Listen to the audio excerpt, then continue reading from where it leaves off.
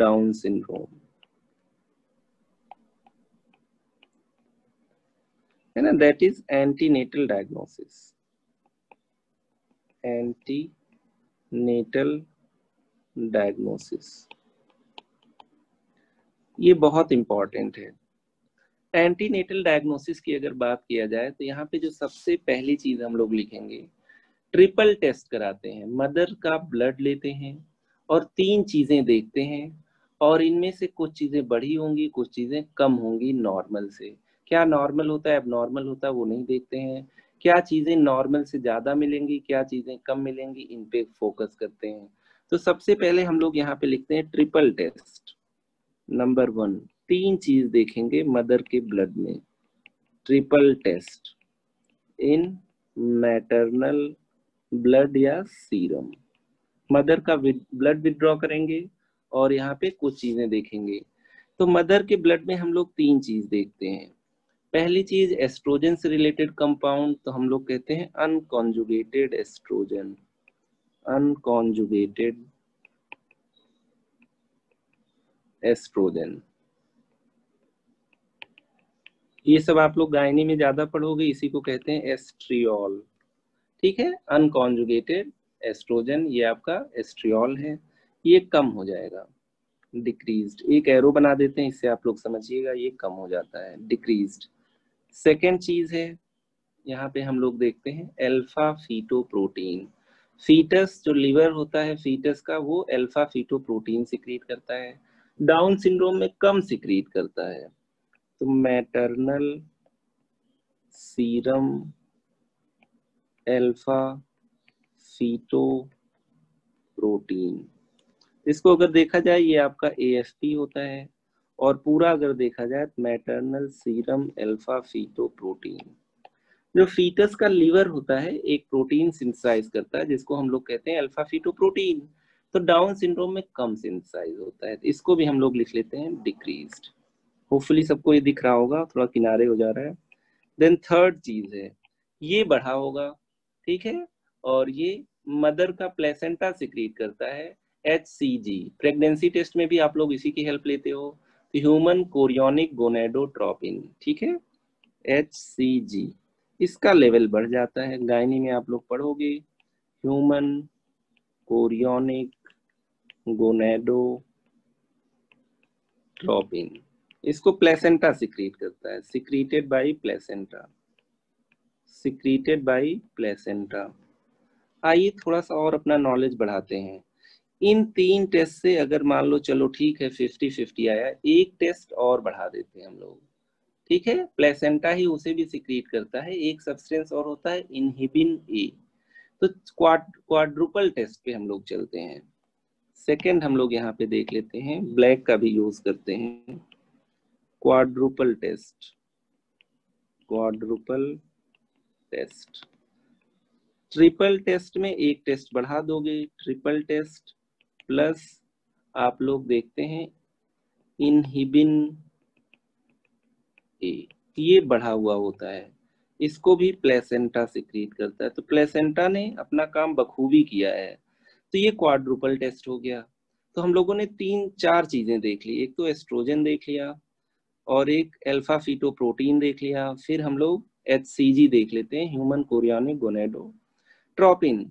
तो ये placenta secrete कर रहा है, ये बढ़ गया, और यहाँ पे प्लेसेंटा इनहिबिन A सिक्रीट करता है, ये बढ़ गया। और हम लोग आगे आते हैं, पेशेंट का अल्ट्रासाउंड करा सकते हैं। अब बच्चा तो बाहर आया नहीं है, तो मदर का एंटीनेटल USG कराते हैं। तो एक और करा सकते हैं हम लोग, ultrasound of mother and foetus. तो यहाँ पे अगर देखा जाए तो हम लोग एंटीनेटल USG कराते हैं, एंटीनेटल अल्ट्रासाउंड। यहाँ पे भी एक पेक्यूलियर चीज मिलती है, हम लोग नेक को न्यूकल कह सकते हैं, तो न्यूकल ट्रांसलूसेंसी बढ़ी हुई मिलती है, लिख लीजिए, इंपॉर्टेंट है, increased nuchal translucency. Please switch off your mic.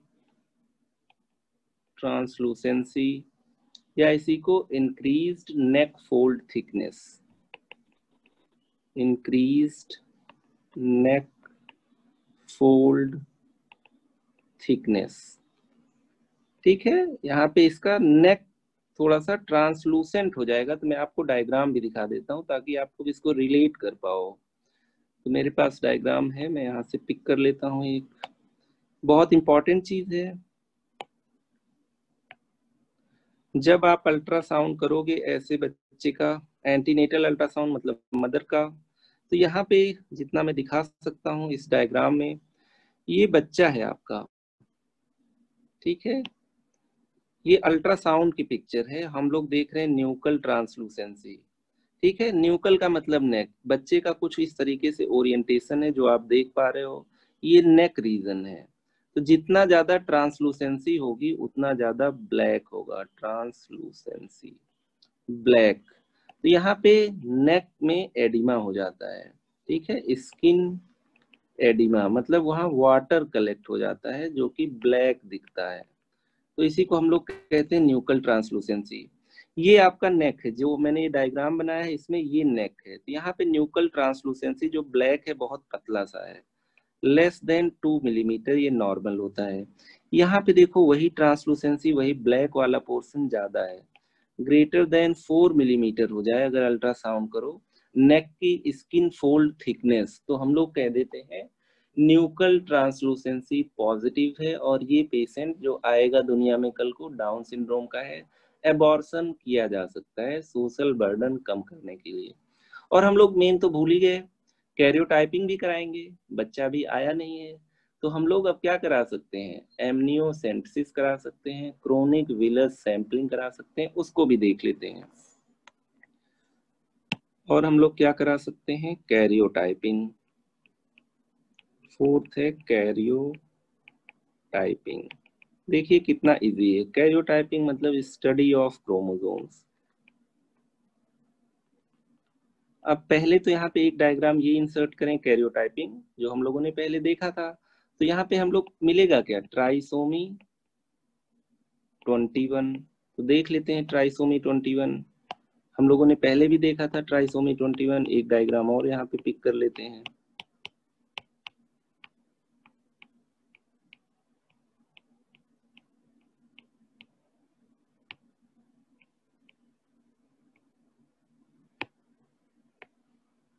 इस डायग्राम को देखिए,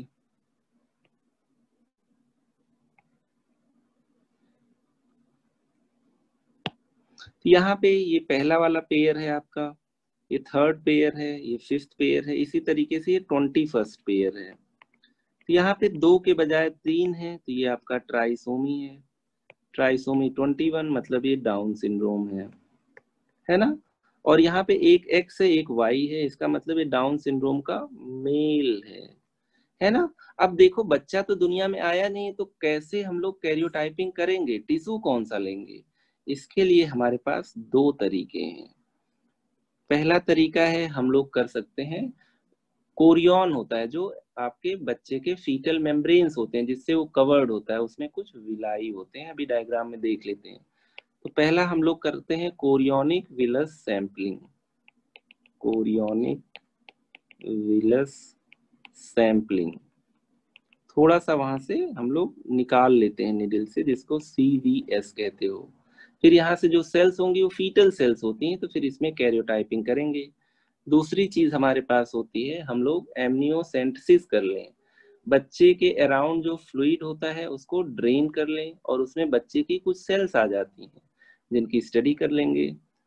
एमनियोटिक फ्लूइड होता है उसको निकाल लेंगे, एमनियोसेंटेसिस।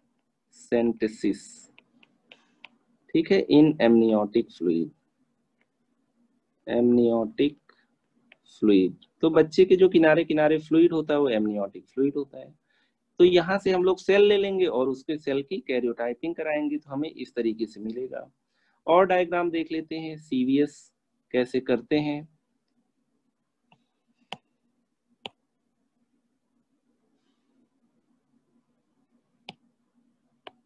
यहाँ पे आप लोग इस डायग्राम में बहुत इजीली देख सकते हैं, आपका ये आपका आपकी मदर है, ठीक है। और यहाँ पे ये आपका मेम्ब्रेन है, कोरियन। और यहाँ पे कुछ विलाई लाइक स्ट्रक्चर होते हैं, आप लोग इस वाले डायग्राम में देख पा रहे हो। तो एक निडल इंसर्ट करके यहाँ से थोड़ा सा हम लोग सेल ले लेते हैं, जिसको हम लोग कहते हैं कोरियोनिक विलस सैम्पलिंग। यहाँ से निडल से हम लोग थोड़ा सा अल्ट्रासाउंड गाइडेड होता है, निडल से एस्पिरेट कर लेते हैं, और जहाँ पे सेल मिल जाते हैं फिर इसी में कैरियोटाइपिंग कर लेते हैं। तो यहाँ पे अगर ट्राइसोमी 21 है तो इसका मतलब है कि ये आपका डाउन सिंड्रोम है। और एक डायग्राम देख लेते हैं जिसमें एमनियोसेंटेसिस की बात कर सके हम लोग। यहाँ पे आपको निडल साफ साफ दिख रही है, इसको और एनलार्ज कर देते हैं।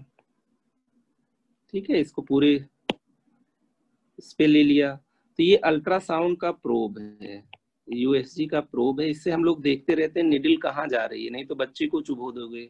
ये आपकी निडल है, ये देखो, ये हम लोगों ने इसको इस तरीके से पियर्स किया। ये आपका बच्चे के किनारे किनारे एमनियोटिक फ्लूइड है, amniotic fluid.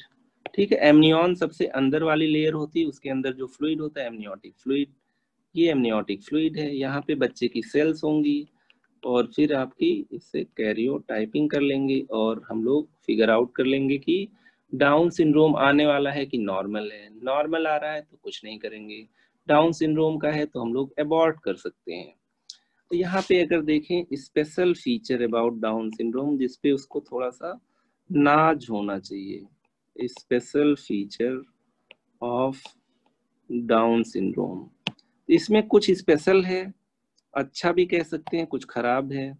Special feature of down syndrome, सारे डाउन सिंड्रोम के लोग बहुत फ्लेक्सिबल होते हैं, वेरी फ्लेक्सिबल पीपल,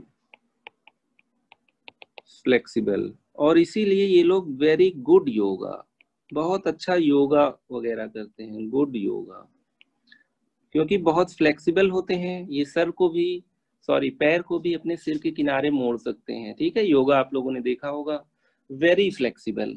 क्यों ऐसे होते हैं? क्योंकि इनका टोन कम होता है, बॉडी का टोन कम होता है, तो हम लोग कहते हैं हाइपोटोनिया। इसीलिए ये डिलेड माइलस्टोन होते हैं, चलना बैठना उठना लेट सीखते हैं, देयरफॉर डिलेड माइलस्टोन्स। टोन ही नहीं होगा तो कैसे ये बहुत अच्छे से स्टैंड करेंगे?